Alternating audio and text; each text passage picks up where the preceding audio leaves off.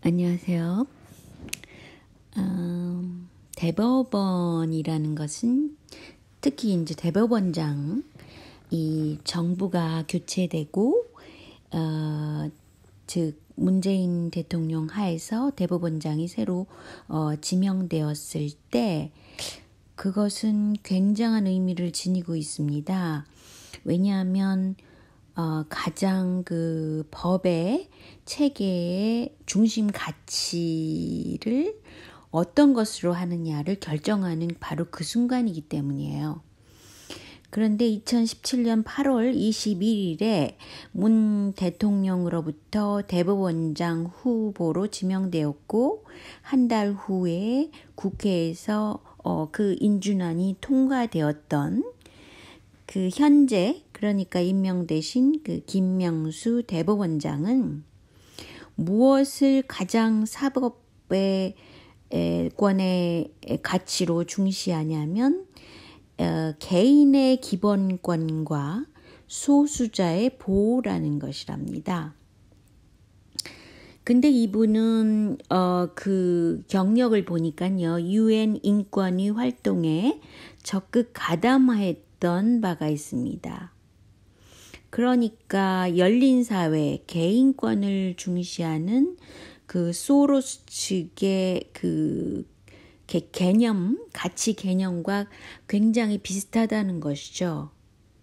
근데 제가 볼 때는 이제 과거에는 어느 정도 그 이념 중심의 그 소련, 뭐 중공, 그래서 공산주의, 뭐 북한, 그래서 공산주의 대 그 자유 진영, 자유 자본 진영과의 싸움이었다고 그 이념화를 시켰던 것을 알 수 있습니다. 그리고 이런 이념화에서 득을 보는 것은 무엇보다도 군수업체죠. 군산업의 발달은 이런 적의 개념을 강조함으로써 이루어지기 때문에 그렇게 된 것이라고 저는 생각하고 있어요. 그래서 가치체계의 변화가 큰 틀에서 볼 때 굉장히 중요한데 이제 그 이후에 그러니까 이념체계의 공산주의와 자본, 자유자본주의의 싸움 그 가치체계가 어느 정도 지나갔을 때 나타난 것이 인권을 빙자한 세계화 또는 그 세계 통제화 세력과 민족주의 개념을 가진 자국중심주의 또는 내셔널리즘과의 싸움이 나타났다고 볼 수 있어요. 아무튼 그 양대 가치가 싸움 중이라고 볼 수 있는 것이죠. 그러니까 가령 중동 사태에서 일어났을 때 그 북아프리카에 있는 그 아랍의 봄이라고 말해지는 것도 사실은 그 민족주의 개념과 세계 통제와 세력 간의 그 갈등이었다고 볼 수 있고요. 그리고 세계 곳곳에서 현재 일어나는 것들, 그러니까 블록화된 그 진영에서 일어나는 것도 보면은요, 세계 통제와 세력과 그 자국 중심, 미국의 경우는 민족주의가 나타나기 힘든 것이 그 이민국이기 때문에 그래요. 뭐 그 약 200년에 걸쳐서 그 이민자를 받아들여서 형성된 나라이기 때문에 민족주의를 강조할 수는 없는 것이죠. 그것은 쉽게 말하자면 그 레이시즘 그러니까 인종차별주의로 그렇게 보이기 때문에 쉽게 그 민족주의를 민족주의를 드러내서 말할 수가 없는 곳이 된 것이죠. 이민국이기 때문에 그렇습니다. 뭐 백인 중심주의로 가자 이렇게 말할 수는 없는 것이에요. 이민국이기 때문에. 그래서 나타난 것이 자국 중심, 뭐 국경을 강화한다든지 그런 쪽으로 갈 수밖에 없는 것이 미국이죠. 어쨌든 세계 통제와 세력은 오히려 그 큰 자본, 대기업 또는 IT 산업 중심으로 일어나게 된 것이죠. 그래서 제가 지금 설명드린 것은 한국에서는 이렇게 대법원 그의 수반을 뽑는데 어떤 분을 뽑았냐? 인권 강조하고 소수자 강조하는 사람으로 가겠다. 그런 쪽으로 간다라는 것을 명시한 것이라고 봅니다. 그래서 결국은 문재인 정부에서는 동성애 소수자 중시하고 여성 문제 중시하고 또 난민 문제를 강하게 거둘 수는 없으니까 지금 국경 문제로 가고 있어요. 그래서 국경을 어떻게 오픈시키는 쪽으로 가려고 자꾸 하고 있고요.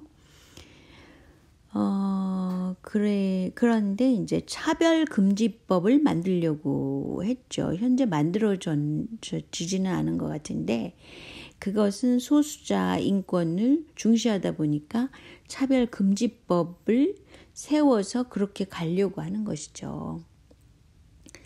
그런데 그 사이에 보면은 왜 매갈이라든지 일배라든지 이렇게 어떤 상황이 왜곡된 그래서 아주 심리적으로 갈등을 일으키게끔 극적으로 가게끔 그렇게 왜 자꾸 몰고 가는지 모르겠어요. 이것은 사실은 인권을 중시하다 하더라도 그 결과물은 별로 좋지 않을 거라고 저는 생각하는데 왜냐하면 어떤 한 사회에서는 안정으로 가려고 하는 그런 추진력이 더 강하거든요. 그래서 만약에 극단적인 심리적인 갈등 기제를 주면 한국처럼 그러니까 문화적인 보수 성향이 강하거든요. 그런 사회에서는 이런 왜곡적이고 극단적인 갈등을 가져오는 세력을 받아들이기가 좀 힘들죠, 당연히. 근데 왜 그런 거를 생각 안 하고 이렇게 극단적인 갈등 구조를 자꾸 일으키는지 모르겠다는 거예요. 여기에서 저는 어떻게 일본의 문화적인 성향이 많이 들어와 있다고 제가 보는 면이 있어요. 그래서 굉장히 일본의 극우적인 사고 방식이거든요. 일본의 문화를 보면은 칼과 국화라는 유명한 책이 있죠. 그거는 이제 미국의 문화 인류학자가 일본 문화를 볼 때 칼과 국화다라고 상징적으로 그것을 본 분이 있죠. 굉장히 유명한 책인데 저는 그분의 파악력이 굉장히 놀랍다고 그때 생각을 했었어요. 오래 전에 저도 그 책을 읽어봤는데 왜냐하면 일본 문화는 겉으로 볼 때는 굉장히 미학적이고 그러지만 그 속으로 들어가면 카레 문화라고요. 그래서 어떤 잔인함이라든지 극단적인 성향, 그런 것을 마구 보여주는 그런 문화예요. 그런데 이제 그런 문화가 왜 한국에도 지금 많이 보이는 것이 일베 문화라고 저는 보고 있고, 류석춘 뉴라이트 그 사람이 일베 문화를 강조를 했어요. 그렇게 일베 문화를 키워야 된다고까지 얘기를 한 사람이잖아요.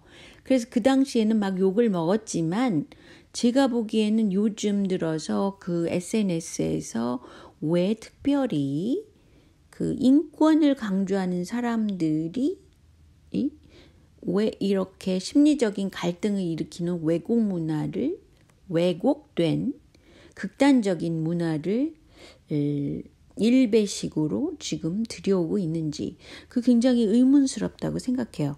제가 이제 강조를 하지만 여러분들은 트윗이나 이런 거를 많이 안 하시는 분도 많을 거예요. 근데 이제 제가 보고 놀란 것은 산타를 이용해가지고 산에 간다. 처음에는 그런 의미라고 그러지만 어쨌든 요새 들어서 산타 모자를 쓰고 굉장히 극문파 똥파리들이 활약을 많이 하고 있더라고요. 그래서 이렇게 제가 보면은 그 중에 하나를 제가 보여드릴게요. 이렇게 선하게 생긴 전 강릉 경찰청장이면서 인권센터장이었다고 그래요. 근데 이분이 트윗에서 산타 모자를 하면서 이재명을 비토하느라고 열심이고 그 사용하는 언어가 굉장히 극단적이에요. 근데 이제 이렇게 어떻게 사람이 극단적이 될 수 있을까 모르겠어요. 그렇게 적화시키는 적이라고 생각하는 그 대적하는 마음 그것 때문에 그럴 텐데 어떻게 인권을 강조하면서 이런 식으로 갈 수 있는지 저는 이거 굉장히 지금 의문 사항이라고 볼 수 있어요. 근데 또 다른 그 산타 모자를 한 극문파 똥파리 중에 하나가 일배식으로 그 칼을 꽂으면서 그 극단적으로 그 이재명을 비토하는 그 모습을 하고 있어요. 좀 섬찟하지 않나요? 어떻게 이렇게 섬찟한 카레 문화가 한국에 들어와서 SNS에서 극문 똥파리의 모습을 하고 있는지 저는 이것이 알고 싶답니다. 그것이 알고 싶다가 아니라 이것이 알고 싶다예요. 제가 이제 지금은 굉장히 새벽 시간이거든요. 5시, 4시부터 제가 지금 자료 찾기를 해가지고 지금 녹음을 하고 있는 중입니다. 어쨌든 이 산타 모자를 쓴 극문파의 그 극단적인 일배 심리를 지금 좀 제가 보니까 섬뜩하더라고요. 그런데 겉으로는 굉장히 온화하고 신사적이고 젠틀해 보이는 사람들이 왜 이렇게 이중성을 가졌는지 모르겠어요. 왜냐하면 사실은 그 문재인 정부에 대해서 많은 사람들이 기대를 하고 젠틀하게 뭔가를 잘 해낼 것 같은 기대감이 많았잖아요. 근데 이분이 과거에 얘기한 것들, 그것은 정말 겉으로는 꽃을 들면서 뒤로는 굉장히 다른 형태의 정책을 세우는 그런 섬찟함이 있습니다. 굉장히 그 이중성을 갖고 있어요. 이 정부가. 그래서 저는 한편으로 그 해법이 과연 뭘까 그걸 찾으려고 제가 노력을 하고 있는 중이죠. 사실은. 그리고 저와 같은 분들은 많은 분들이 그렇게 지금 유튜버로서 열심히 찾아낸 것을 밝히고 있기 때문에 언젠가는 이 자료들이 다 모아가지고 보다 건설적인 방향을 으로 가게 될 것을 저는 기대합니다. 자, 그럼 오늘은 여기까지만 할게요. 안녕히 계세요.